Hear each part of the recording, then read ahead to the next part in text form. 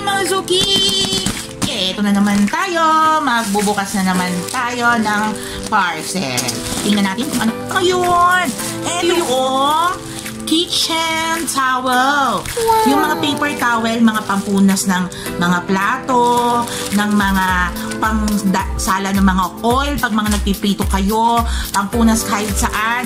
And I have 1, 2, 3, 4, 5. At napakamura, kaya ganyan na kadami yung kinuha namin. Kasi laging gamit na gamit po sa amin talaga. Pampunas ng mukha, pangtanggal din sa makeup o kaya mga pawis. Kaysa magpunas ng towel. Nangingitim pa yung mga towel, hindi pa natin alam kung malinis na lalaki ilang gamit. At least ito, sure na sure siya na malinis, di ba? Ayan, ganyan siya kamura. Check nyo.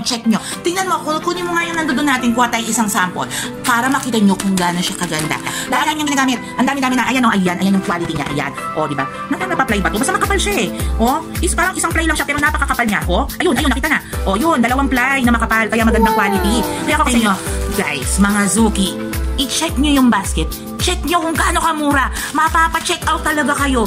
Go mga Zuki, check out na!